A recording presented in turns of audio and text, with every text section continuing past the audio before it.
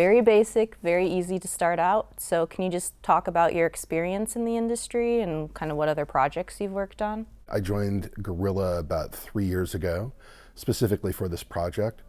Previously, the most notable titles that I worked on were probably Fallout New Vegas when I was at Obsidian, and also Shadow of Mordor at Warner Brothers. Guerrilla reached out to me in summer of 2013, and I had a conversation with the project director, Matthias, and executive producer, Lambert, whose last name I still can't pronounce after 3 years here. And I was just really blown away by what they were looking to do. It was obviously a really fresh concept, and the ambitions for what they wanted to do were thrilling. I couldn't resist. And what did you learn, would you say, from working on games like Fallout New Vegas and Shadow of Mordor, which are very popular open world games that kind of you're applying to Horizon Zero Dawn?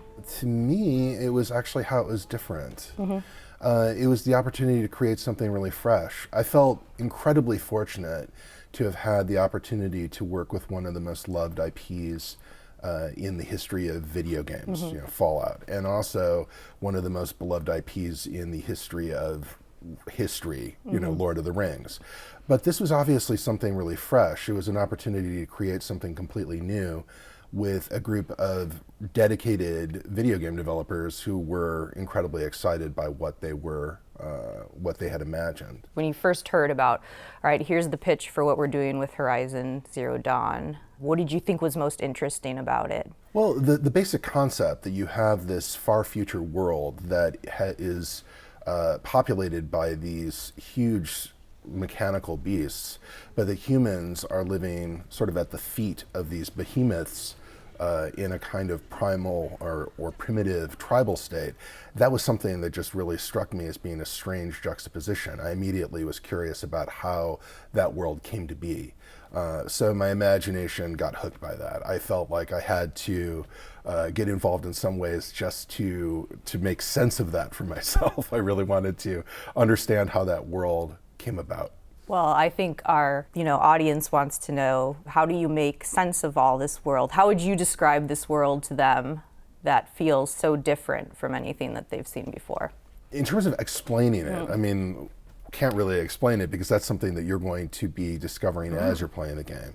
But in terms of describing it, we do have this combination of this far future, this post-apocalyptic environment that is so different from, for example, Fallout, where this isn't the far future as a kind of junk heap of the wreckage left behind by some kind of war, but instead this overgrown, verdant, majestic, kind of breathtaking world to take part in.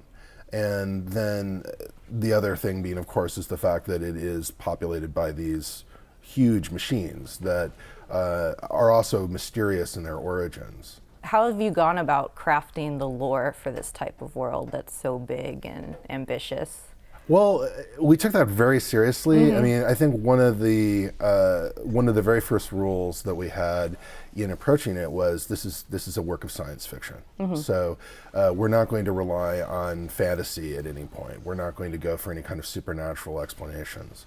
So we really kind of dug down into the history of the world and built it all the way up in order to imagine again how it is that this world came to be.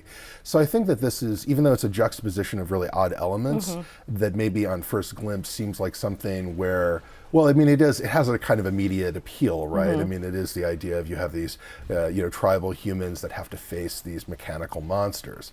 But we took that really seriously, and found a scenario where that made a lot of sense, and also something that would really involve the character that you play in an essential way. Aloy, who is the main character that you play as, what did you guys want to bring out in the character? I think that some of those traits were already there in terms of wanting to have a strong protagonist who is really versatile, who offered a range of tactical options, somebody who's grown up in the wild, somebody who's already very reliant on her own, has to be reliant on her own capabilities. In terms of integrating her more with the world and the story, I think that was where we began to focus on the mystery of her origins and having this be a mystery to her as well. Giving her something personal that she was pursuing, a kind of personal mystery that she had to solve, but making sure that that mystery pointed her on a collision course with these larger mysteries of the world. So that was obviously something that was a significant undertaking, was finding a way of having these things mesh together. And you know, I think that one of the great sort of satisfactions of playing this game, I think something that I'm hoping that people will actually find kind of thrilling, is that not only are the answers to those big questions not what you were really expecting, but they're also ones that have a lot of power. You know, there are a lot of things that have a lot of power for Aloy and maybe even have a lot of power for us in terms of how we look at our world. A lot of this game is shrouded in mystery, and that's been probably very hard to convey to people, you know, without trying to spoil what they'll find in this world. Could you maybe just tease a little bit of some of the mysteries that are there in this world for people to figure out? And I think that these are mysteries that are communicated in some of the trailers that we've put out. I mean, some of the fundamental mysteries are ones that we've already touched on. How is it that the world came to be in this state? Where is it these huge machines came from, and what is their purpose? How is it that people came to forget this technology? Why is it that they're now living in this pre-industrial state of development?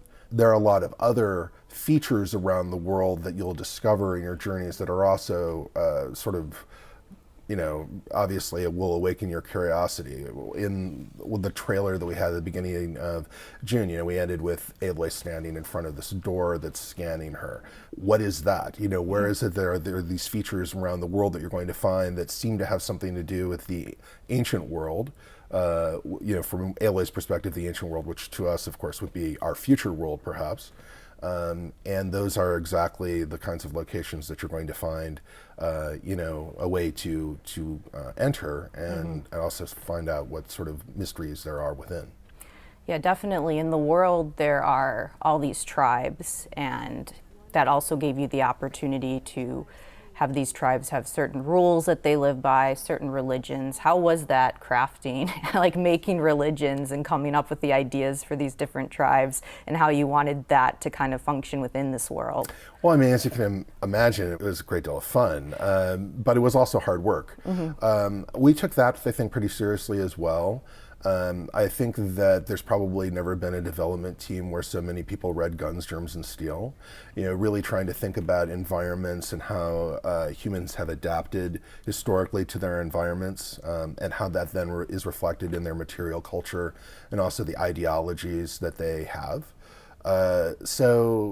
Yeah, I mean, that's sort of where we started. We tried to imagine things really from the ground up, so to speak, and it was a lot of fun. And then another thing was that we didn't want to imagine the world as having been as a place that was static, as a place where we had imagined it to a certain point and then it just remained there. We also wanted to make sure that it had a history of its own, that there were huge earth-shaking events that had taken place among these tribes in the recent past, and that the aftershocks of those events were still being felt as you are journeying around the game. And all these tribes obviously have like a complicated relationship kind of with each other and within that world as well. Yes, as you know, is unfortunately common in our world, different groups of people usually don't like each other. There are certainly exceptions to that, but in this case, again, some of the events that have taken place in the recent past in this area have led to long-standing hostilities between groups, and that's one of the things that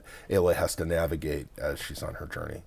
Yeah, that also brings up that she has her own complicated relationship with the tribe she's from, the Nora. I feel like this is a very solitary journey in a way, like she is on her own a lot, and also kind of growing up as an outcast, that must have like prepared her kind of for this trek. I think that's one of the things that her background has prepared her for, is really to pursue this quest that she has, this journey that she has to take it all the way to the end of the line. I also think that there's a kind of advantage to the fact that she is an outcast herself, because she has an outsider's perspective, which of course we have when we begin playing the game. All of this is sort of new and mysterious to us, and so we get to go along for that journey with her.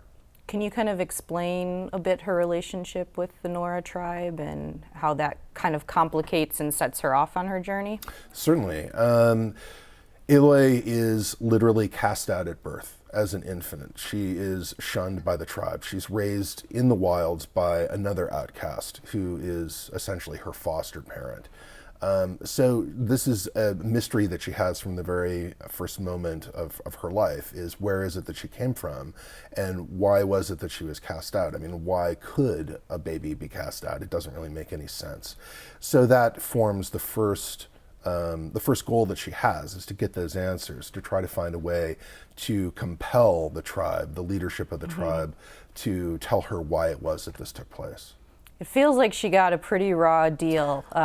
What drives her to even help out this world that has kind of treated her so badly along the way? That's a great question, and it's one that we really faced when we were imagining her as a character.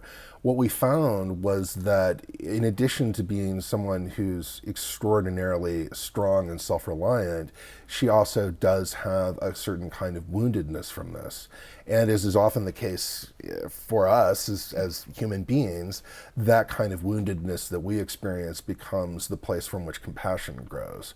So a lot of the time when she meets people who have issues, as NPCs so often do in these sorts of games, what we found is it was really quite natural that she would end up helping out, sometimes even despite herself. She can't help but be moved by the suffering of others, having suffered so much herself. Looking at this, whenever you have a story such as this and it's put out in trailers, like, people will speculate. What's probably like the biggest misconception you've kind of seen people talk about the game? I really don't want to discourage anybody from imagining anything. When I've been taking a look at some of the speculation that people have had, and I see that they're not on the mark, that's actually I feel really good about it, because I feel surprises. like there's actually a surprise, and I want to make sure that they keep the surprise. The only thing that I would want to put out there, communicate to people, is just to say it does make sense.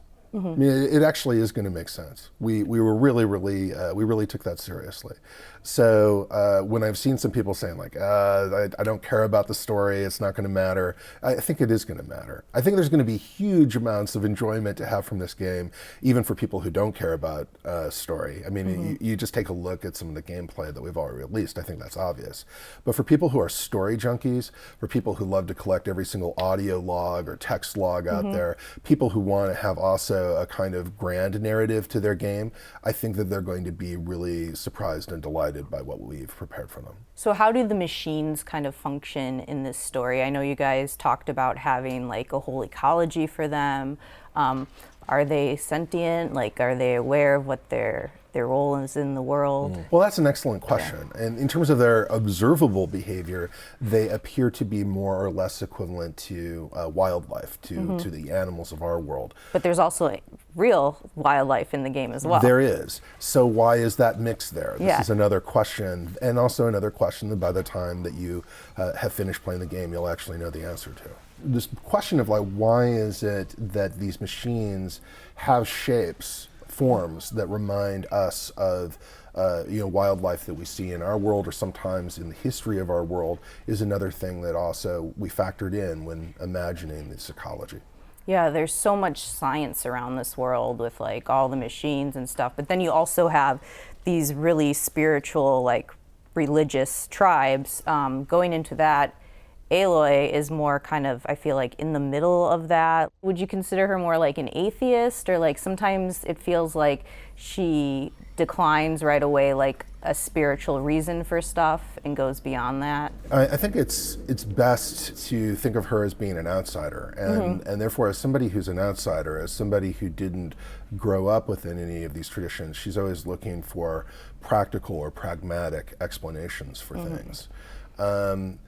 That said, when we were imagining the beliefs that the tribes had of this world, we did also want to take into account the fact that those beliefs have even beliefs that may not be perfectly true, still have other truths within them, right? I mean, there are still things that have emotional significance to the groups that have those beliefs. And I think that one of the things you'll find is that Aloy kind of intuitively understands that. She understands that some things that people are telling her may not be exactly true, but that there's still some kind of element of truth or some kind of significance within them that's worth respecting. Or even investigating. Yeah, and also, as we've talked about and seen in trailers, those corruptors are getting more and more dangerous. Does she feel like she has to kind of intervene and help there? Or is she like the only one who can kind of help on this trek? She definitely feels that the corruption of the machines is kind of an abomination and obviously extremely dangerous, a disruption of what to her is the natural world. But her motivation to confront the corruption goes way beyond that. It's actually something that's deeply personal. She has very personal reasons for wanting to confront and stop the corruption. Is it beyond just trying to find out her identity? Is there more to it than that? Well, there is. But you're going to have to play in order to find out all about it. We also noticed, too, she is very solitary in this world, but there's also certain companions like Rost, who raised her. And there's mysteries within that about, like, why he chose to take her in. And I mean, that's part of the story. But how does that... Is that a relationship we're going to be seeing throughout the game? Well, you're going to experience that relationship, and it's a relationship that's definitely going to play out over the course of the entire game, though not necessarily in the ways that you might necessarily to expect. In terms of his motivation, you're going to find out certainly a lot about that. But it's also fair to say that this is not something that he chose to do. This was actually a duty that was given to him by the tribe.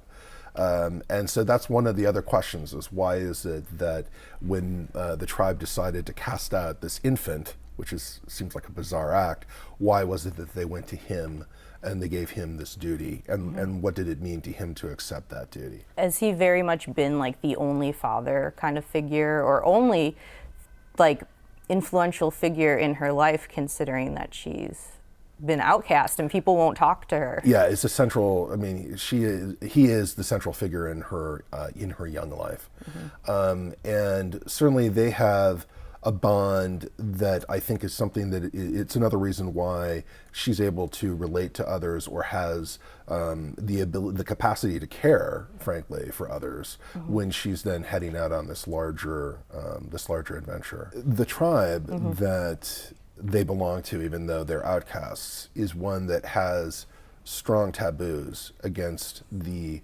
technology of the ancient world. You know, they refer to the ruins of this ancient world as sort of the metal world, the ruins of the metal world. Aloy doesn't share that sort of sense of fear about those things. As a matter of fact, she's fascinated by the ancient world and wants to know more about it. And that's a conflict between her and Rost that arises very early. And I think that Rost feels like to be a good parent, he should enforce that taboo. He should make sure that she doesn't have any kind of involvement with this technology or relics of the past that have this kind of tainting or corrupting sort of influence.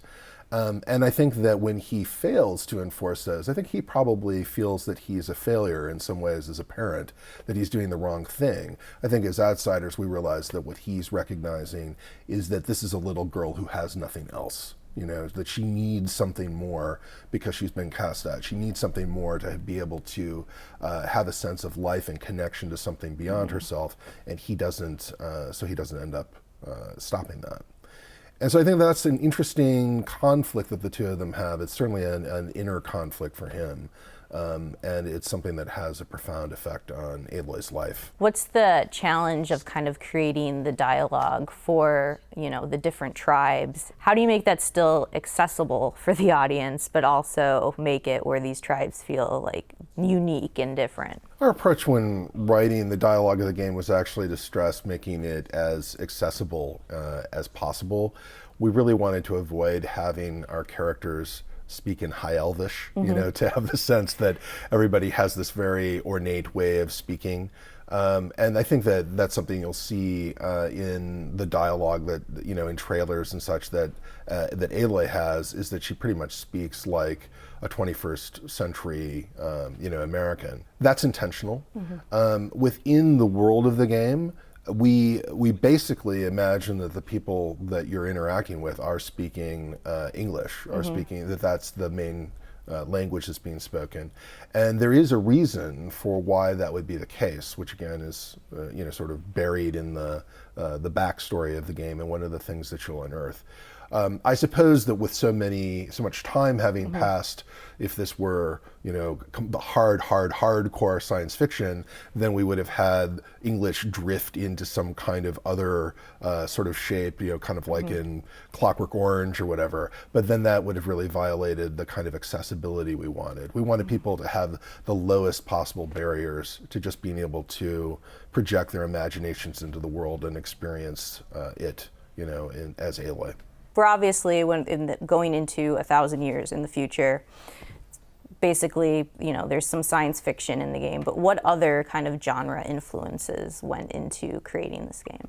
There really, I mean, we did imagine Horizon as being a science fiction epic. So I think that that's the main genre that we kept coming back to again and again, because so much of the adventures take place in these kind of frontier areas, these very kind of rugged frontier areas, and because you're sort of a you know, the lone person on this quest, this lone hero, then obviously another thing that we looked at was the Western, you know, which is just kind of like the key genre for that sort of experience, being the person who kind of comes into town and is the outsider and, you know, ends up becoming embroiled in various conflicts or things that are going on, and then ends up having some kind of, you know, huge impact on a community, let's say, and then riding off into the sunset.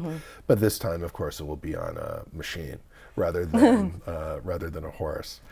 So that's one of the things we certainly looked at. But I think in terms of the actual tone of it or the writing of it or something like that, I don't think that we didn't try to go Western. We just tried to really honor what seemed to be the unique flavor of the world that we were creating. The game feels kind of, although it is science fiction, still grounded. I mean, how much like fantasy elements are going through this game? Like, is there any magic in the world? I think there's this famous saying from Arthur C. Clarke where he talks about how any technology that's sufficiently advanced will appear to be magic to the people who experience it or behold it. And that's something that we thought about time and again. Everything in this world is science fictional. Everything is some form of technology. There's some form of technological you know, materialistic explanation for it. But for the people who experience this, there are things that absolutely seem magical and mysterious, and that's one of the things that you get to kind of investigate over the course of your quest. Are these things that seem to be totally magical? You know, something that people will refer to as being demonic, for example, you'll end up being, you know, finding out that this is some kind of machine, right? I mean, the corruption, for example, that you see in the world is something that to people seems like a kind of disease that's spreading throughout the machines. But obviously there's something else that's going on there, and it has a particular source, and it's there for a reason. And those are things that you're going to unmask as you're going through your journey. Just curious for the writing team in general, is there any specific like inspirations you guys had? Any like maybe films or books that you read to kind of, sure. you know, think about as you were creating this really cool world?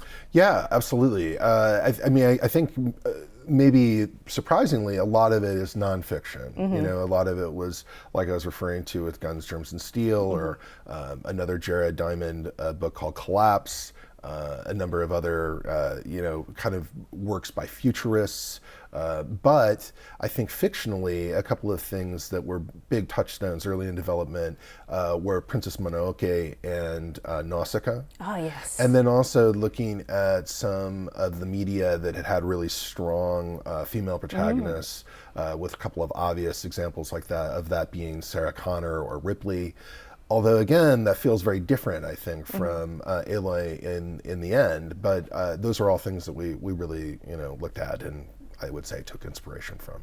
As a writer, what was some of your favorite parts to work on of this project? Like what it really got you like excited and your imagination spinning? I think to me it was imagining how this world came to be, but also finding a personal story within that.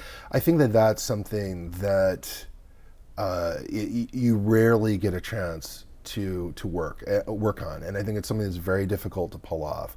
But a lot of the time in this type of epic game, what you'll have is a big world mystery. There's something big going on in the world. There's some big event, and that is creating some kind of crisis. And those can be a lot of fun. But for us, I think the big challenge was to find a specific character to play, and to have her be involved in those bigger events in a way that was deeply personal. And that, to me, sort of raises it all another level. So I was really excited to see that take shape, and that was something that took a huge amount of work. I think we were really fortunate to have the time in pre-production to work on the story. We were doing the full kind of writer's room thing that television shows will do, where you've got a big whiteboard with a whole bunch of post-it notes on it, and we're moving all these beats around, we're reworking stuff, and really finding a kind of design for the story that felt like it had this really great build and these kind of incredible moments of revelation that changes everything, and it just keeps on building and building and building to what I think is a really fantastic and satisfying climactic end battle. And so that was great, really exciting. Well, I want to thank you for talking about Horizon Zero Dawn with us and the lead character, Aloy. Well, thank you so much for coming in and for your interest. We're really excited for February to come around.